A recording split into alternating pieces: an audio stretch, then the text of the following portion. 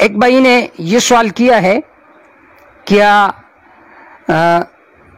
ہم اپنا حساب کتاب شمسی حساب کے ذریعے سے کر سکتے یا نہیں؟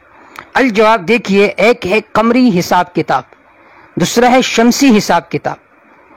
شمسی جس کو عیسوی کہا جاتا ہے یہ 2021 ہے، اور قمری جو ہجرت سے اس کی حساب کتاب شروع ہو گئی ہے۔ دیکھیے عمر رضی اللہ تعالی عنہ کا زمانہ خلافت تھا، آپ صلی اللہ علیہ وسلم نے آپ رضی اللہ تعالی عنہ نے صحابہ کرام کو جمع فرمایا کہ ہم اپنا حساب کتاب قمری حساب سے شروع کرنا چاہتے ہیں، لیکن کس تاریخ سے شروع کریں؟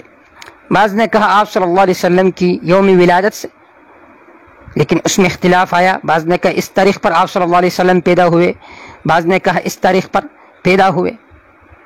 جب اس میں اختلاف آیا تو عمر رضی اللہ تعالی عنہ نے اور بعض صحابہ کرام نے یہ مشورہ کیا، دیکھیے آپ صلی اللہ علیہ وسلم کس دن پیدا ہوئے تھے؟ صحیح طور پر اور یقین کے ساتھ کوئی نہیں کہہ سکتا کہ اس تاریخ پر پیدا ہوئے، لہذا ہمیں اس تاریخ سے حساب کتاب شروع کرنا چاہیے جو یقینی ہو۔ اور ہجرت کا سال چونکہ وہ متعین تھا، ہر کوئی اس کو جانتا تھا، اور آپ صلی اللہ علیہ وسلم نے ہجرت فرمائی تھی محرم الحرام کے مہینے میں، تو محرم الحرام کے مہینے میں آپ صلی اللہ علیہ وسلم نے ہجرت فرمائی، تو اس ہجرت کے سال سے قمری حساب کتاب شروع ہوا۔ تو آج تقریباً محرم الحرام کا تیسرا دن ہے، تو یہ 1443 ہجری ہے، 1443 ہجری، سال تبدیل ہوا محرم الحرام کے مہینے سے۔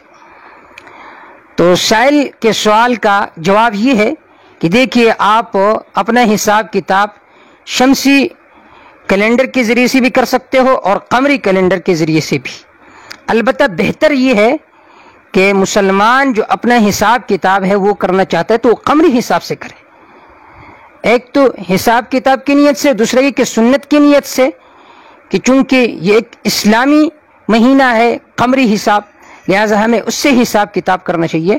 دیکھیے شمسی حساب سے بھی حساب کتاب کرنا چاہیے، لیکن ہم اتنے بے حس ہو گئے کہ ہم جو قمری حساب ہے اس کو جانتے تک نہیں ہے، ہمیں یہ پتہ نہیں ہوتا کہ محرم کا مہینہ ہے یا ربیع الاول کا مہینہ ہے یا ذوالحجہ کا مہینہ ہے یا ذوالقعدہ کا مہینہ ہے، شوال ہے، رجب ہے، ہمیں یہ بھی پتہ نہیں ہے۔